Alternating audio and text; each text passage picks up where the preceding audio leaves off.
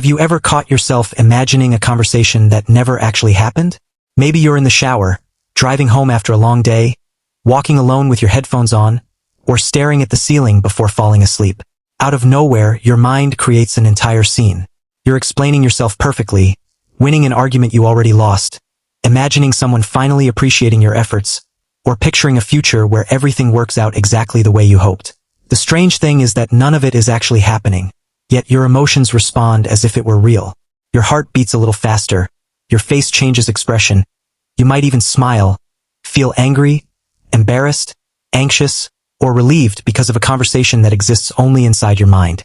If you've ever wondered why this happens, you're far from alone. Psychologically, this is one of the most common things the human brain does, yet most people never realize why. What feels like random daydreaming is often your brain performing one of its oldest survival functions. Your mind isn't simply entertaining itself.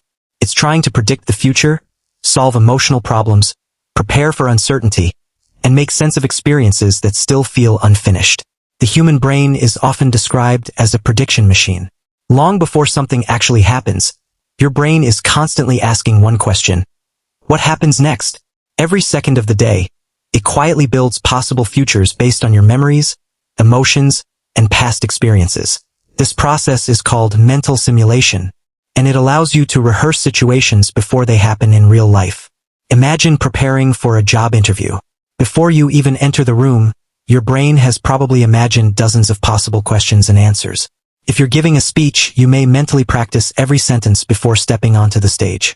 Athletes do this deliberately by visualizing successful performances, and studies have shown that this kind of mental rehearsal can improve confidence and performance because the brain activates many of the same neural pathways used during the real activity. In that sense, imagination is one of the greatest tools evolution ever gave us. It allows humans to prepare without taking real-world risks. But here's where things become interesting. For many people, this simulation system doesn't switch off when preparation is no longer necessary. Instead, it keeps running in the background all day long, producing endless imaginary conversations, arguments, victories, failures, and possibilities. That's why you can suddenly find yourself replaying a conversation from 3 days ago. Except this time you finally say the perfect thing. Your brain isn't trying to waste your time.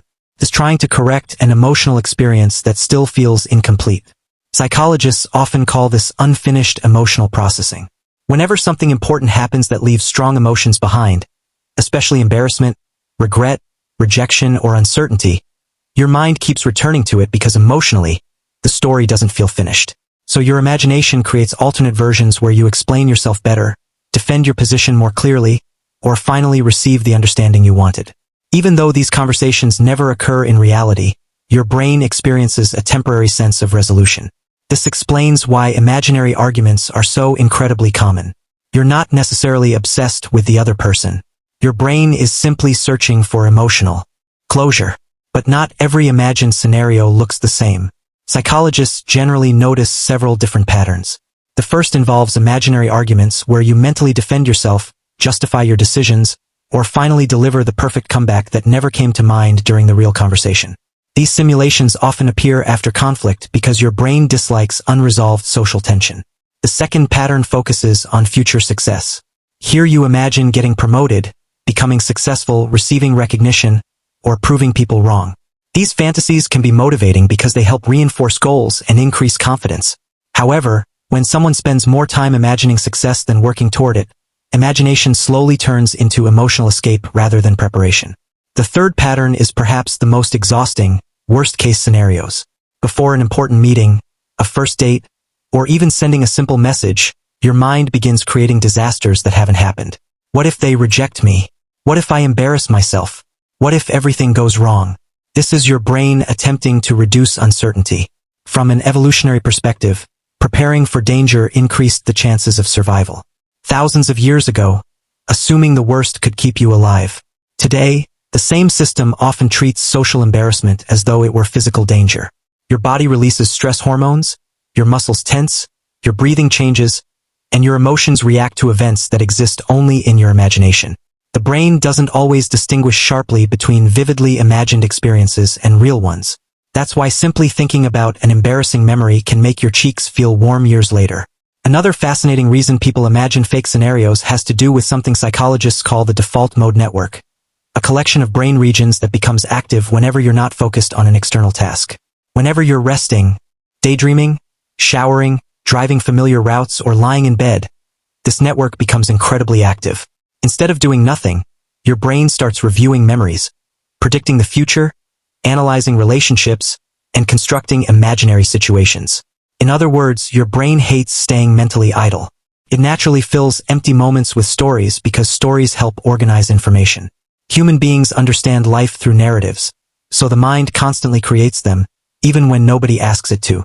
But why do some people experience this far more than others? One major reason is emotional sensitivity. People who naturally notice social details, facial expressions, tone of voice, and subtle changes in behavior often spend more time mentally analyzing interactions. They replay conversations looking for hidden meanings, wondering if they said something wrong or if someone misunderstood them. Their imagination becomes a social laboratory where every possible outcome gets tested. Another reason is anxiety. An anxious brain constantly searches for threats, and because uncertainty feels uncomfortable, it creates imaginary futures in an attempt to prepare for every possibility. Ironically, the more possibilities it creates, the more overwhelmed the person becomes. Intelligence and creativity can also play a role. Highly creative minds generate ideas quickly, connect unrelated concepts, and easily build detailed mental worlds. This ability can produce incredible innovation, but it also makes imaginary scenarios feel unusually vivid. Sometimes people who spend a lot of time alone experience these simulations more frequently because their minds receive fewer external conversations, so the brain naturally creates internal ones. Yet perhaps the deepest reason has nothing to do with intelligence or anxiety. It has to do with control. Real life is unpredictable. People interrupt us, misunderstand us, disappoint us, and react in ways we never expect. Inside your imagination, however, everything follows your script. You know exactly what everyone says. You always find the perfect words. The conversation reaches the ending you secretly hoped for. Your imagination gives you something reality rarely offers: certainty. And certainty feels comforting. That's why these mental worlds can become surprisingly addictive. They provide emotional rewards without requiring real-world risk. But this is also where the danger begins. Imagination is meant to prepare you for life, not replace it. If you spend hours imagining success but never take action, nothing changes. If you repeatedly replay arguments instead of communicating honestly, emotional wounds remain open. If you constantly imagine disasters, your nervous system stays trapped in stress responses that reality never demanded. Slowly, the brain starts preferring simulations over experiences because simulations feel safer. Real conversations involve uncertainty.